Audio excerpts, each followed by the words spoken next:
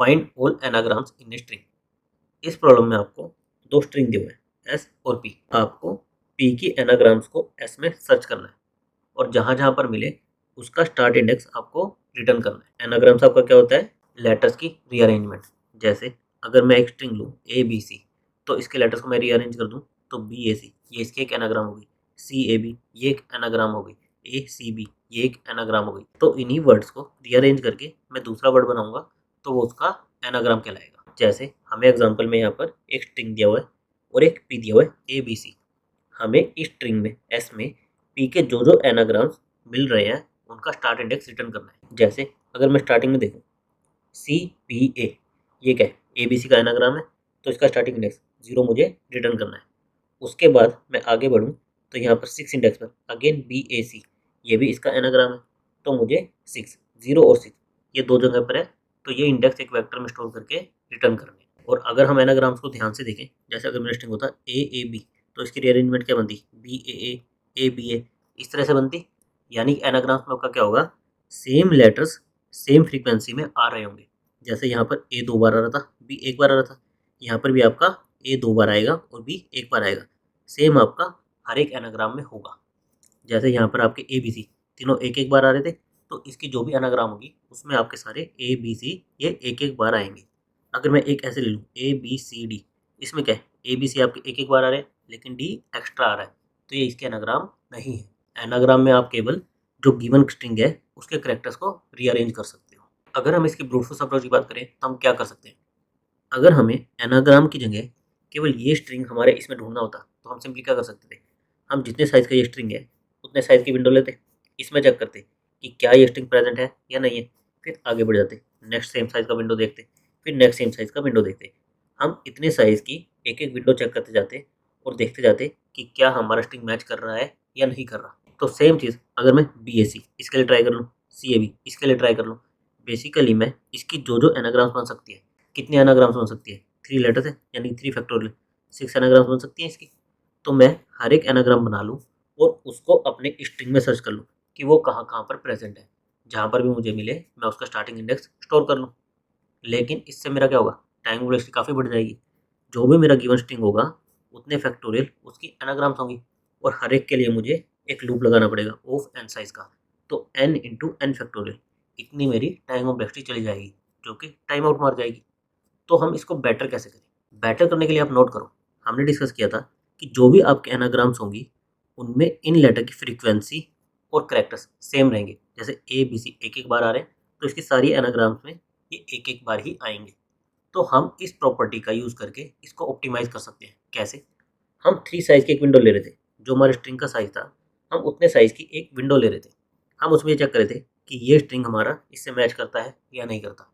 अब हम मैच करने की बजाय अगर इन सब की फ्रीक्वेंसी को मैच कर लें, जैसे हम ए टू जेड इस टाइप का एक 26 साइज़ का एरे ले लें, उसमें हर एक की फ्रीक्वेंसी स्टोर कर लें कि ए की 1 है, बी की 1 है, मेरे जेड की 0 है, सी की 1 है। मैं हर एक करैक्टर की फ्रीक्वेंसी स्टोर कर लूँ। जो ये मेरा गिवन स्ट्रिंग था, इसकी फ्रीक्वेंसी स्टोर कर लूँ। सेम चीज़ मैं इस 3 साइज़ की जो विंडो थी, इसके लिए कर लूँ और दोनों को कंपेयर कर लूँ। अगर ये दोनों मेरी सेम आती है, इसका मतलब क्या होगा कि यहाँ पर मेरा एक एनाग्राम है, और अगर सेम नहीं आती तो ये मेरा एक एनाग्राम नहीं है। अगेन फिर मैं नेक्स्ट विंडो पर जाऊँ, बी ए 3 साइज़ की नेक्स्ट विंडो देखूँ। इसके लिए मैं फिर से ये 26 साइज़ का एक एरे बना लूँ और इन दोनों को कंपेयर कर लूँ। सेम आएंगे तो एनाग्राम है, अदरवाइज़ नहीं है। अगेन मैं फिर नेक्स्ट विंडो, फिर नेक्स्ट विंडो, इस तरह से हर एक विंडो पर ये चेक कर लूँ और जो भी विंडो मेरी मैच हो उसका इंडेक्स मैं स्टोर करके अपने आंसर में रख लूँ। इससे क्या होगा? इससे सिंपली हमें 26 साइज़ का यहाँ पर लूप लगाना पड़ेगा, हम इसकी फ्रीक्वेंसी स्टोर कर सकते हैं। फिर हमें हर एक विंडो के लिए 26 साइज़ का लूप लगाना पड़ेगा ये स्टोर करने के लिए, और उसके बाद हमें बस n साइज़ का लूप लगाना है। एक विंडो कंसीडर करनी है, फिर नेक्स्ट विंडो कंसीडर करनी है, हर बार अपनी विंडो को एक एक से आगे बढ़ाते जाएंगे और हर एक विंडो में टाइम कितना लगेगा? 26। तो इससे हमारा क्या होगा? टाइम वेट किस में आ जाएगी? n इंटू 26 इसमें आ जाएगी। और अगर हम चाहें तो इसको भी फर्दर ऑप्टिमाइज कर सकते हैं। कैसे? हमने जब स्टार्टिंग में इस विंडो के लिए अपना फ्रीक्वेंसी मैप बनाया कि सी मेरा एक टाइम आ रहा है, बी मेरा एक टाइम आ रहा है, ए मेरा एक टाइम आ रहा है, फिर हम क्या करेंगे? अपनी विंडो को शिफ्ट करेंगे। पहले मेरी विंडो ये थी, सी बी ए ये था, अब अपनी विंडो को शिफ्ट करेंगे बी ए ई। तो अगर आप इसमें ध्यान से देखो, मेरी ये बी और ए ये तो कॉमन ही है, ये मेरी पिछली विंडो में भी थे। तो जब मैंने पिछली विंडो का फ्रीक्वेंसी मैप बनाया होगा तो उसमें इनका भी बनाया ही होगा। ये दोनों मेरे उसमें कॉमन थे। अब जब मैं विंडो को स्लाइड करूँगा तो होगा क्या, ये मेरा ऐड होगा और ये मेरा सब्ट्रैक्ट होगा। तो सिंपली मैं क्या कर सकता हूँ, जो मेरा ऑलरेडी फ्रीक्वेंसी में बना हुआ है, जो मैंने 26 साइज़ का एरे लेके फ्रीक्वेंसी में बनाया हुआ है, उसमें से मैं जो बाहर जा रहा है उसकी फ्रीक्वेंसी को एक माइनस कर दूँ। इसकी फ्रीक्वेंसी क्या हो जाएगी, सी की 0, और ई की फ्रीक्वेंसी जो न्यू कैरेक्टर आया है उसकी फ्रीक्वेंसी को 1 प्लस कर दूँ। यानी ई की फ्रीक्वेंसी पहले 0 थी, इसकी फ्रीक्वेंसी क्या हो जाएगी 1। सिमिलरली जब मैं नेक्स्ट विंडो पर जाऊँगा, ए ई बी नेक्स्ट विंडो पर जाऊँगा तो क्या होगा, मेरा बी माइनस में होगा, तो बी की फ्रीक्वेंसी को माइनस कर दूँ। जो न्यू कैरेक्टर है बी, इसकी फ्रीक्वेंसी को एक प्लस कर दूँ, बी की फ्रीक्वेंसी फिर से 1 हो गई। तो इस तरह से मैं हर बार पूरी विंडो की फ्रीक्वेंसी दोबारा से कैलकुलेट करने की बजाय इस चीज़ का यूज़ कर सकता हूँ कि मेरी मोस्ट ऑफ द विंडो तो क्या है, ओवरलैपिंग ही है। केवल एक कैरेक्टर बाहर जा रहा है और एक कैरेक्टर अंदर आ रहा है, तो मैं केवल जो बाहर जा रहा है उसकी फ्रीक्वेंसी को एक सब्ट्रैक्ट कर दूँ, जो आ रहा है उसकी फ्रीक्वेंसी को एक प्लस कर दूँ।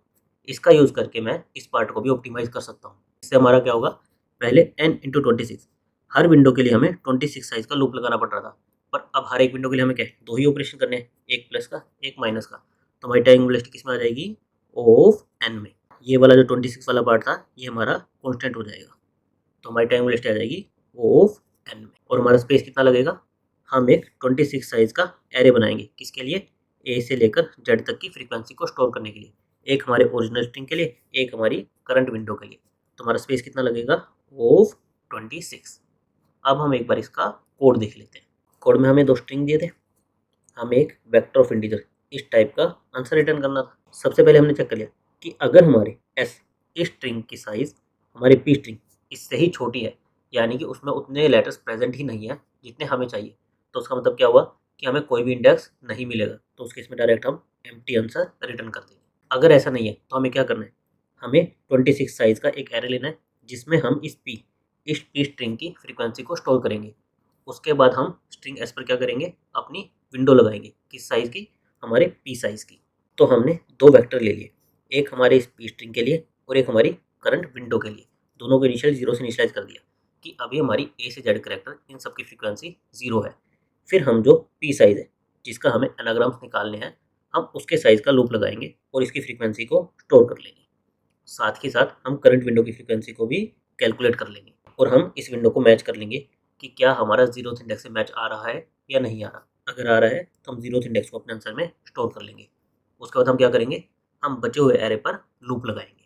हमने बचे हुए एरे पर लूप लगाया और उसमें क्या करना था हमें, जो करेक्टर बाहर जा रहा है, बाहर कौन सा करेक्टर जाएगा, हमारा करंट आई माइनस विंडो का साइज, ये वाला करेक्टर हमारा बाहर जाएगा और जो करंट करेक्टर होगा वो हमारा ऐड होगा। तो हम जो बाहर गया उसको माइनस माइनस कर देंगे, जो अंदर आया उसकी फ्रीक्वेंसी को प्लस प्लस कर देंगे। हमारी करंट विंडो की फ्रीक्वेंसी अपडेट हो गई, तो अगेन हम जो हमारी पी की फ्रीक्वेंसी थी और करंट विंडो की फ्रीक्वेंसी है, इनको मैच कर लेंगे। आप चाहे तो यहाँ पर 26 साइज का एक लूप लगाकर हर एक वेरिएबल की फ्रीक्वेंसी चेक कर सकते हो, या फिर डायरेक्ट आप इस तरह से भी 2 वेक्टर्स को कंपेयर कर सकते हो। तो हमने डायरेक्टली 2 वेक्टर को कंपेयर कर लिया। अगर सबकी वैल्यू सेम होगी तो ये ट्रू रिटर्न करेगा, अगर सेम नहीं होगी तो ये फॉल्स रिटर्न करेगा। अगर हमारी फ्रीक्वेंसी सेम है तो हम क्या करेंगे, हम आंसर में इस इंडेक्स आई माइनस पी साइज प्लस 1, हमारा जो स्टार्ट इंडेक्स होगा उसको स्टोर कर लेंगे। जैसे मान लो मेरे इंडेक्स है 0 1 2 3 4, मैं 3 साइज की विंडो कंसिडर करके चल रहा था। अभी मेरा आई कहाँ पर होगा, यहाँ पर होगा थर्ड। ये मेरा करेक्टर अभी आया है और ये बाहर गया है, तो अभी मेरी करंट विंडो ये है। तो अगर मान लो ये मेरा मैच है, ए बी सी है और मुझे ए बी सी ही ढूंढना था या फिर उसका कोई एनाग्राम ढूंढना था, तो यहाँ पर मेरा मैच आएगा, तो मुझे रिटर्न क्या करना है, 1। मुझे आंसर में 1 स्टोर करना है जो मेरा स्टार्टिंग इंडेक्स होगा। तो इसको मैं कैसे निकालूँ, आई माइनस मेरी विंडो का साइज कितना है 3 प्लस 1 आई माइनस 2, यानी कि 3 माइनस 2 इक्वल टू 1। मेरा स्टार्टिंग इंडेक्स 1 आ गया। तो जो मेरा करंट इंडेक्स है माइनस मेरी विंडो का साइज करूँगा तो क्या होगा, मेरे स्टार्टिंग इंडेक्स से एक पीछे यहाँ पर चला जाएगा, प्लस 1 करूँगा तो मेरा स्टार्टिंग इंडेक्स आ जाएगा, जिसको मैं अपने आंसर में स्टोर कर लूँगा। और इस लूप के बाद मेरे पास हर एक का स्टार्टिंग इंडेक्स आ जाएगा जहाँ जहाँ पर मेरी कोई एनाग्राम प्रेजेंट होगी, तो मैं लास्ट में वो आंसर रिटर्न कर दूँगा। और मेरी ओवरऑल टाइम वेलोसिटी क्या आएगी, ऑफ एन, और स्पेस कॉम्प्लेक्सिटी भी क्या आएगी, ऑफ 26। मैं 26 साइज का 2 वेक्टर लूँगा। Thank you guys.